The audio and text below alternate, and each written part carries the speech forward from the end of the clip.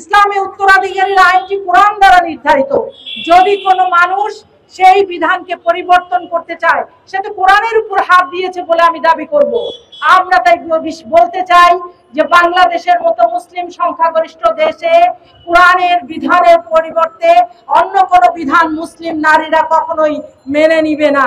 তারা এত সমতা চেয়েছে সব জায়গায়, ভাইরা আপনারা দেখেছেন তারা 312 পৃষ্ঠায় বারবার সমতা চেয়েছে, কিন্তু আবার ফিরে গেছে সেই কোটার পক্ষে। তারা 300 আসন শুধুমাত্র ওনলি ফর উইমেন চেয়েছে। তাহলে তো সেই আমরা কোটাতেই আবার ফেরত গেলাম, যে কোটার বিরুদ্ধে বাংলাদেশ ঐক্যবদ্ধ হয়ে আন্দোলন করেছে। সাংবাদিক ভাই ও বোনেরা, আপনারা অনেকক্ষণ কষ্ট করে এই রৌদ্র খরার মধ্যে দাঁড়িয়ে আমাদের এই অনুষ্ঠানকে ধারণ করছেন। অন্তরের অন্তঃস্থল থেকে আপনাদের সকলের প্রতি কৃতজ্ঞতা জানাই। আজকে অত্যন্ত ভারাক্রান্ত হৃদয়ে আমরা সম্মিলিত নারী প্রয়াসের পক্ষ থেকে প্রেস ক্লাবের সামনে এই মানববন্ধনে একত্রিত হয়েছি। সম্মানিত সাংবাদিক ভাই ও বোনেরা, উপস্থিত বোনেরা, আমরা জানি জুলাই অভ্যুত্থানের এক রক্তক্ষয়ী সংগ্রামের মধ্যে দিয়ে এই অন্তর্বর্তীকালীন সরকার গঠিত হয়েছিল। যে আন্দোলনের রক্তস্নাত পথ বেয়ে এই সরকার গঠিত হয়েছে, যাদের সিদ্ধান্তের কারণেই সরকারের পক্ষ থেকে একাধিক সংস্কার কমিশন গঠিত হয়েছে, তারই একটি সংস্কার কমিশন হচ্ছে এই নারী বিষয়ক সংস্কার কমিশন। কিন্তু আমরা অত্যন্ত দুঃখের সাথে লক্ষ্য করেছি এই কমিশনের প্রধান শিরিন পারভিন হক টিভি টক শোতে উল্লেখ করে বলেছিলেন যে কোনো ইসলামিক স্কলারকে এই কমিশনের অন্তর্ভুক্ত করার কোনো প্রয়োজন তারা মনে করেনি। সাংবাদিক ভাইয়েরা ও বোনেরা, আমি প্রশ্ন করতে চাই, আপনারা কি লক্ষ্য করেননি জুলাই অভ্যুত্থানের সময় অসংখ্য হেজাবধারী, নেকাবধারী, পর্দাধারী নারী ছাত্রী যারা এই আন্দোলনের সবুজ বাঁকে রেখে এই আন্দোলনের নেতৃত্ব দিয়েছিল? তাহলে কি আপনি বলতে চান যারা এই আন্দোলনে হিজাবধারী মুসলিম মহিলারা, নারীরা, ছাত্রীরা অংশগ্রহণ করেছিল, তাদের সেই অংশীজনকেও আপনি অস্বীকার করতে চান? অথচ তাদেরই রক্তের উপর দাঁড়িয়ে আপনি আজকে এই সংস্কার কমিশনের প্রধান হয়েছেন। সুতরাং এই সংস্কার কমিশনের ভিতরে যে কমিটি গঠিত হয়েছে, 10 জনের মধ্যে একজনও ইসলামী স্কলারকে অন্তর্ভুক্ত করা হয়নি।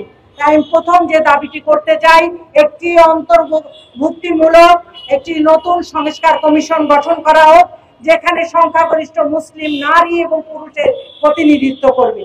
সম্মানিত সাংবাদিক ভাইরা, তারা এই 312 পৃষ্ঠার কমিশনের সুপারিশের প্রত্যেক পাতায় পাতায় সমতা চেয়েছে। প্রত্যেক জায়গায় তাদের একটি স্লোগানের মুখ্য বিষয় ছিল নারী পুরুষের সমতা চাই। কিন্তু সব জায়গায় কি সমতা সম্ভব? আল্লাহ তো নারীদেরকে মাতৃত্বের অধিকার দিয়েছেন। আপনি পুরুষরা যারা আছে তাদেরকে তো এই সুযোগ আল্লাহ দেননি। আপনি কি করে সেখানে সমান সুযোগ চাইতে পারেন? পারেন না তো। আল্লাহর দেওয়া সেই অধিকারের কাছে তো আমাদেরকে মাথা নত করতেই হবে। সুতরাং সকল ক্ষেত্রে সমান অধিকার যেমন লাভ, মর্যাদা, অধিকার আল্লাহ দিয়েছেন, কিন্তু সকল জায়গায় সাম্যতা আসলে সকল জায়গায় সম্ভব নয়। তাই আমি বলতে চাই, ইসলামের নারীর সমতা নয়, বরং অধিকারে বিশ্বাস করে, ন্যায্যতা চায়। তারা যেমন বলেছে যে পিতার পরিচয় যেখানে পাওয়া যাবে না সেখানে সিঙ্গেল মাদারকে তারা অনুমোদন দিতে বলেছে। সম্মানিত ভাইয়েরা, বাংলাদেশের প্রেক্ষাপটে, এটি আমেরিকা নয়, এটি ইউকে নয়, বাংলাদেশের প্রেক্ষাপটে সিঙ্গেল মাদার কখনো গ্রহণযোগ্য নয়।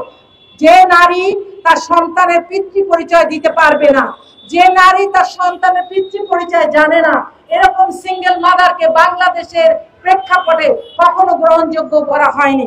আমি আপনাদের মতো সাংবাদিক ভাইদের কাছেও সেই জন্য প্রশ্ন করতে চাই, আপনি, আমরা যারা যে পরিবার থেকে বড় হয়েছি, আমরা কি কখনো এরকম আমার মাকে, আমার বোনকে, আমার মেয়েকে এই অবস্থানে একটি সিঙ্গেল মাদার হিসাবে পিতৃ পরিচয় জানা না জানা একটি সন্তান নিয়ে সামাজিকভাবে গ্রহণ করতে পারি না তো।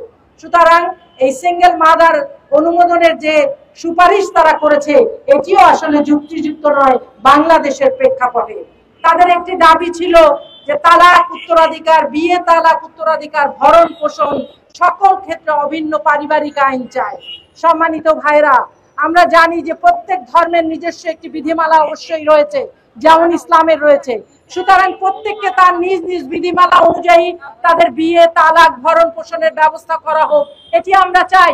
যেমন করে আমরা চাই ইসলামী বিধান অনুযায়ী আমরা মুসলিমরা আমাদের বিয়ে, তালাক এবং ভরণ পোষণের ব্যবস্থা করি, এবং এক্ষেত্রে যদি কোনো ব্যত্যয় ঘটে তাহলে আদালত দ্বারা সেটি নিশ্চিত করার প্রস্তাব করা যেতে পারে। ইসলামে উত্তরাধিকারীর আইনটি কোরআন দ্বারা নির্ধারিত। যদি কোনো মানুষ সেই বিধানকে পরিবর্তন করতে চায়, সে তো কোরআনের উপর হাত দিয়েছে বলে আমি দাবি করব। আমরা তাই বলতে চাই যে বাংলাদেশের মতো মুসলিম সংখ্যাগরিষ্ঠ দেশে কোরআনের বিধানের পরিবর্তে অন্য কোনো বিধান মুসলিম নারীরা কখনোই মেনে নিবে না।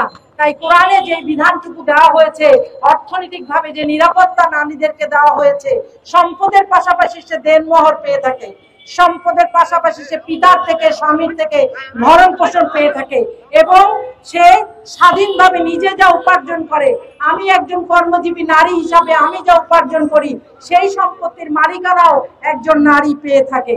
সম্মানিত বোনেরা, তারা দাবি করেছে যৌন পেশাকে পেশা হিসাবে অনুমোদন দেওয়ার জন্য। আমি আপনাদের মাধ্যমে এই 10 সদস্য বিশিষ্ট কমিশনের কাছে ঔদাত্ত আহ্বান জানাই যে আসুন আপনার মেয়েকে, আপনার বোনকে এবং আপনারা নিজে প্রথম শ্রমিক পেশা হিসাবে, যৌন পেশা হিসাবে নিজেদেরকে স্বীকৃতি প্রদান করুন, এবং এই নারী অবমাননাকর এটি পেশা কখনোই শ্রম হিসাবে স্বীকৃতি পেতে পারে না, যেটি সমাজকে ভেঙে দেওয়ার নামান্তর, একটি নারীর জন্য একটি চরম অন্যায়। এবং আমরা জানি কেউ নিজের ইচ্ছায় পেশায় যায়নি।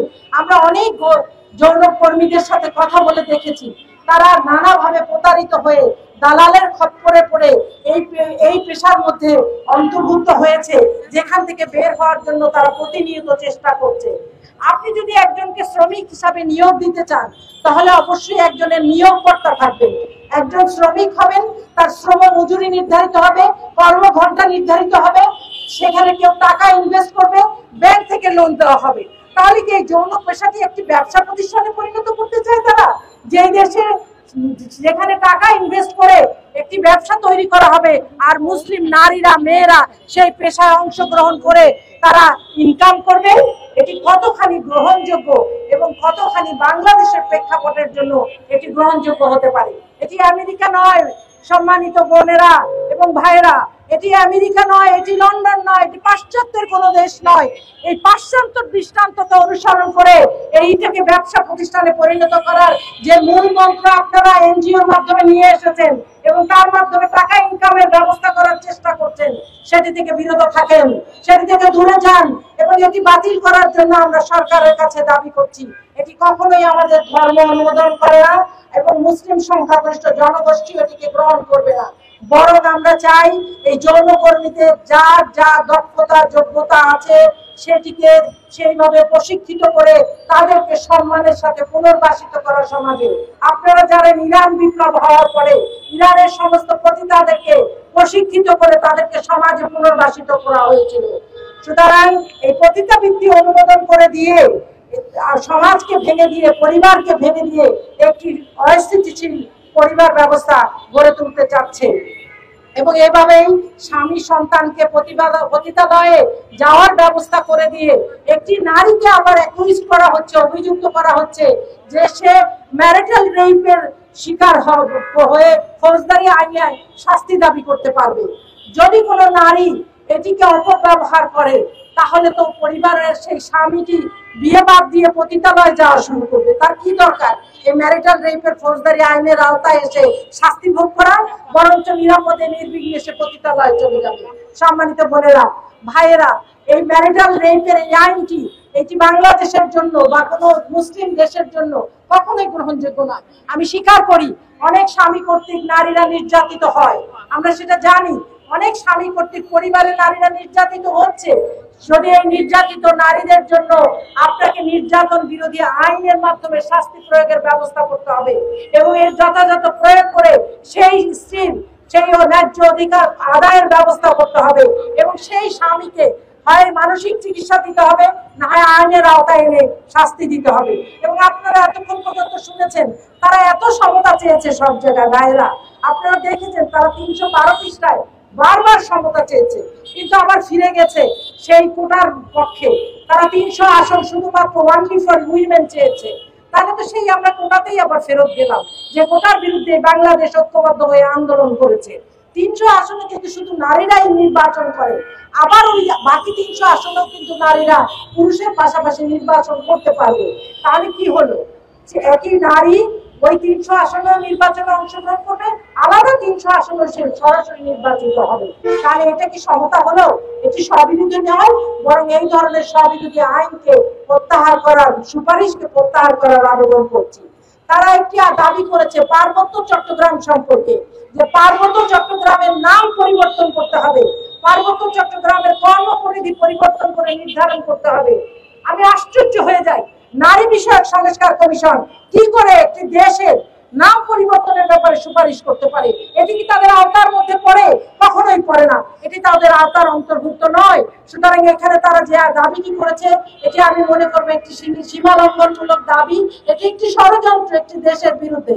সুতরাং এই দাবিকে ব্যাখ্যা দিতে হবে তাদের, কেন তারা এটা বলেছে, এবং এই ব্যাখ্যা দিয়ে তাদেরকে এটিকে প্রত্যাহার করতে হবে। সম্মানিত সাংবাদিক ভাইরা, তারা প্রত্যাহার চেয়েছে সিডো সংরক্ষিত ধারাগুলি। 1984 সালে বাংলাদেশ সরকার সিডোর 2টি ধারাকে সংরক্ষিত রেখে জাতিসংঘ সনদে স্বাক্ষর করেছিল।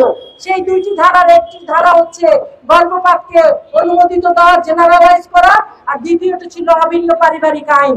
আমরা জানি এই 2টির কোনোটি বাংলাদেশের প্রেক্ষাপটে এখনো পর্যন্ত গ্রহণযোগ্য নয়, কিন্তু এই 2025-এ এসে তারা সেই সংরক্ষিত ধারাটাকে প্রত্যাহার করার সুপারিশ করেছে। আমরা এটির প্রতিবাদ করছি যে এই 2টি ধারা ইসলামের বিধান অনুযায়ী বাংলাদেশের জনগোষ্ঠীর আকাঙ্ক্ষা অনুযায়ী এটি গ্রহণযোগ্য নয়।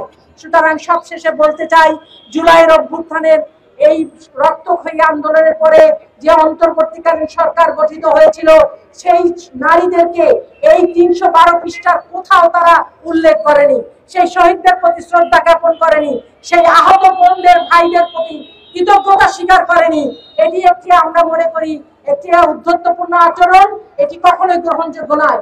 যে আন্দোলনের রক্তের উপর দাঁড়িয়ে এই কমিশন গঠিত হয়েছে, সেই আন্দোলনের শহীদদের, আহতদের তারা স্মরণ করেনি, কৃতজ্ঞতা প্রকাশ করেনি, পাঠ্যপুস্তকে তাদেরকে অন্তর্ভুক্তির আবেদন করেনি। সুতরাং এই ধরনের অধ্যত্বমূলক আচরণ অগ্রহণযোগ্য।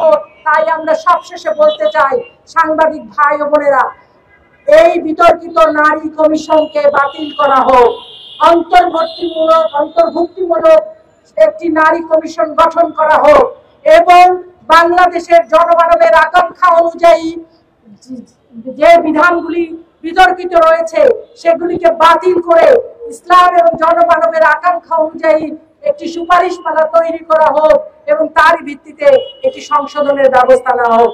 আপনাদের সকলকে অনেক অনেক কৃতজ্ঞতা এবং ধন্যবাদ। আসসালামু আলাইকুম।